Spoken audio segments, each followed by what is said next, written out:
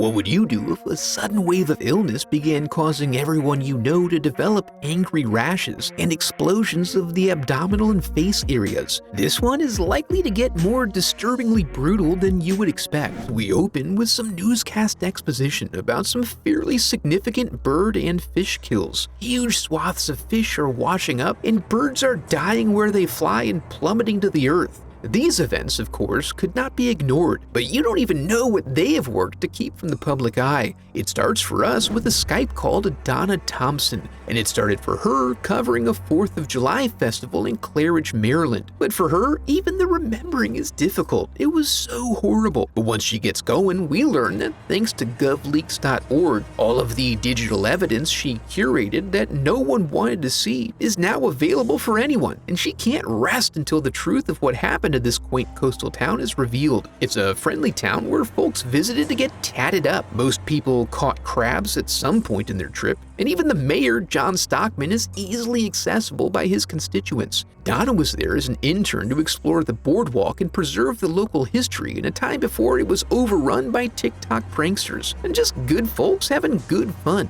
Like Mayor Stockman, a simple man whose face hides an obvious deep-seated perversion of some sort. The problems had begun sometime earlier when 2 divers were found floating in the bay. They had been oceanographers who were monitoring the pollution levels of the water. Their exploits were captured in video diary entries that they had been providing at regular intervals. Due to portions of their tasty torso meat being gone, it was presumed they were victims of a shark attack, even though that would be very unusual for the area, and the injuries were inconsistent with this. Their findings had revealed all kinds of nasty crap in the water, partially exacerbated by a strong warm undercurrent, helping it all spread around. The primary source seemed to be production plant runoff that was dumping right into the town's swimming hole. Yeah, but what's the worry? It's no big deal. Seuss and his kids swim out there in 45 million pounds of chicken shit, per this guerrilla activist looking to record the chicken plant's misdeeds. But that's the Bay. Claridge has a robust desalination plant that makes everything clean and clear for public use and consumption. So they're covered, and everyone in the public has been consuming it and going about their daily business. Right up until that fateful day when Judy comes staggering out onto the main thoroughfare, just melting as the gawkers gawk and, almost universally, also begin to experience their bodies rejecting the putrid slurry. Dr. Abrams was the lead ER doctor that day, and he treated 350 patients before dropping dead from being excessively grossed out. He did engage with the CDC though, and connected with the boils and lesions expert to try to help triage. As they work to gather whatever info they can, the police record the first death. Meanwhile, far from the devastation, Alex and Stephanie prepare to head up the coast to visit the grandparents and enjoy the fireworks. There had been no broader announcement of the festival's cancellation due to everyone vomiting blood. The emergency infrastructure of the small tourist town is stretched to its breaking point as the symptoms spread and escalate. Her guts were tore out and her tongue cut off. Donna tries to leverage this as an opportunity to report on something substantive, but has trouble connecting with the working man. Elsewhere, Alex and Stephanie cast off for their 7-hour voyage. We're gonna go and see Grandma and Grandpa? Well, and we find Jennifer left alone by her parents and FaceTiming with her bestie about the painful rash that's spreading all over her body. The footage then cuts back to the oceanographers, who have acquired an infected fish and are about to scope it. It's found to be riddled with larvae from an indeterminate parasite. I've never really seen larvae like this though. I don't know where the parasites are coming from. Information about this novel discovery was provided to Mayor Stockman, but it's never confirmed whether he did anything with it. Back in the streets of Claridge, there are now reports coming in of what's being described as a second mutilation, based on the condition of the bodies they're finding. Donna finds herself chasing down these reports without an actual clue of what to do. While at the hospital, Abrams is giving a live view of the bacteria eating out its victims from the inside, and the CDC boys appear to be shook. But as luck would have it, everything is all good. They just don't realize this yet. You see, despite the reports of painful rashes and violent murders, this is all just a simple bacteria causing a little discomfort. There's really no need to worry so much, just try to vibe out, if possible, says Mayor Stockman over the airwaves. And everyone does basically go about their business. The oceanography report, however, finds the bacteria levels to be frightfully high and likely being fed and supported by significant fertilizer runoff. They also find strange mutilated fish. Strange because fish don't bite other fish. They respect their fellow fishes. And with complete chaos and confusion in little pockets here and there, Alex and Stephanie continue their forward progression toward doom, running across strange sights along the way. They are unable to reach anyone on the mainland, so they keep going. Elsewhere, we come upon the waterlogged footage of a couple of hopeful future viral social media influencers taking some private videos. To properly demonstrate how far she's willing to go, she removes 50% of her clothing and then jumps into the murky waters. As some unseen entities nibble at her and her boyfriend jumps in after, this video, found later on the beach, becomes the only evidence to confirm that they ever even existed. On a completely unrelated note, we catch some additional private footage. This one is from Alex and Stephanie, who, seeking some sort of entertainment to help pass the time on this long voyage, play a little game of grab ass on deck that results in Alex taking a tumble into the water. He delights in splashing about and letting the refreshing brackish water slosh all around in his mouth and gullet. It's revealed that 40% of the bay is a dead zone. Nothing can live there. And then transitions back to the CDC. They are circling back with Abrams, who has confirmed an escalation of both cases and symptoms. All the CDC can do is recommend they hold tight, but meanwhile, the patients are losing their tongues to whatever this is. Speaking of which, someone conveniently edited in some footage of the oceanographers cracking open a fresh specimen from the brackish waters. This vessel contains an abnormally large isopod of some type that seems to have feasted upon and replaced the tongue and interior of the fish. This, in turn, gives further insight into a situation where a guy posts an Insta story of his belly bulging and gyrating in a rhythmic manner. This incubation phase seems to be hitting many early cases at about the same time we see. Meanwhile, the CDC is closing in on a possible answer to the what question. They've identified a rare and nasty little bacterium that causes similar symptoms. It doesn't melt out the afflicted's tongue, but it does tend to leave them with no arms or legs. News of the unfortunate situation we hear is left in a voicemail from Stephanie's mom, but she never hears it. However, to be fair, there are other signs warning them away.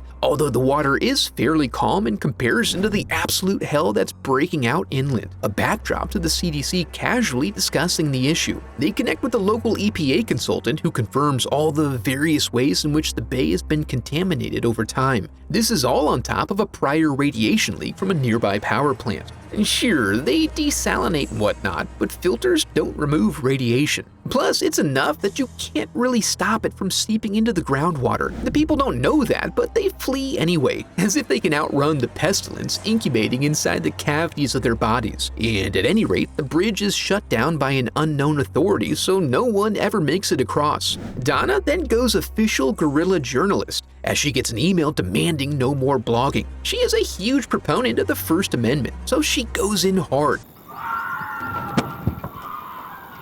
but is almost immediately sidetracked by distant sounds of wailing carrying on the wind. The police are trying to manage this, but the screams are really coming from everywhere, so they take an organized approach, heading directly to their first call. There is no response from inside, so the front door is breached. Shots are fired, and the silence of the radio confirms that no backup is on the way. While inside, it's all chaos and creepy crawlies. What is crawling on those people? I don't know what's on the body.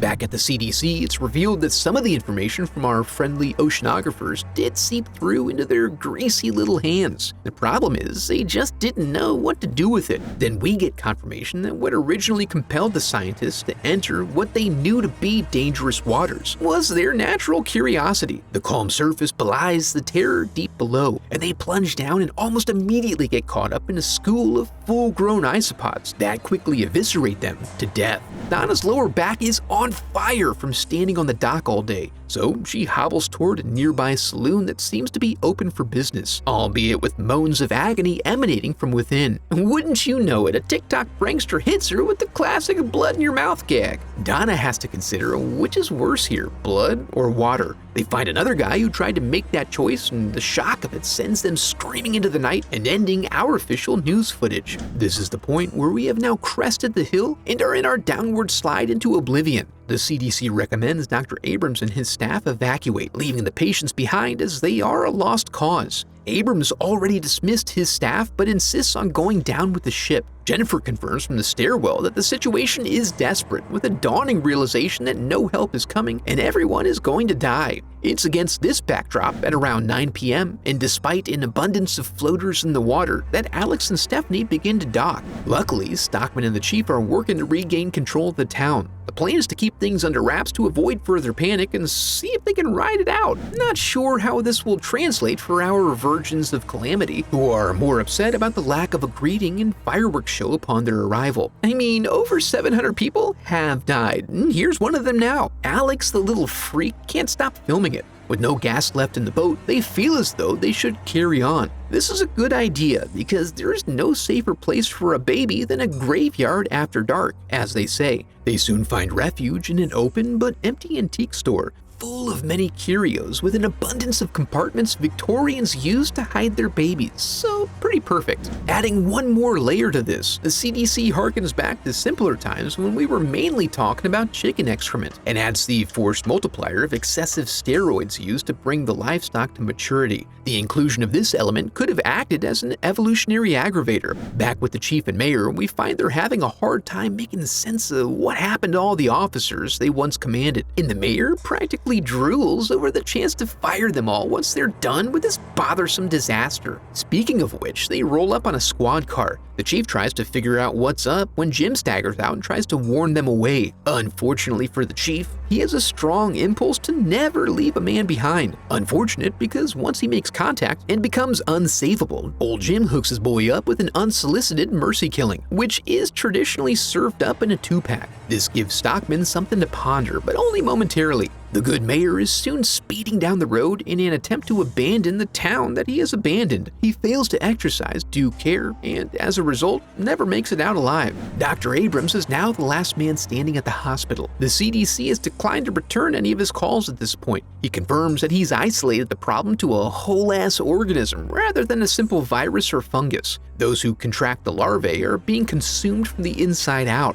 Now that he's also afflicted, he's simply trying to put together as much information and evidence as possible before he gives birth. Back at the store, they manage to get through to Bill, their old friend. It's hard for him to wrap his head around the fantastic story they're telling him. Plus, he's really distracted by the giant goiter developing on Alex's neck. It doesn't take long for Alex to start puking his guts out, and despite the thumping of a possible rescue chopper outside, he insists Stephanie finish him off in a brutal fashion. She does oblige, and Bill doesn't seem capable of mustering much more than a mild bemusement. They must have just been work acquaintances. Finally, we hear from Homeland Security. They had been working on some early cases from about 6 weeks back, throwing our whole timeline into complete chaos here. But no determination was ever made, so they just sort of let it go. I mean, you can't just set up stations and shut down towns. You need approval from a higher authority, and that involves them doing their job, which is gross. This exposition overlays Stephanie's attempts to find some sort of means of exiting the town.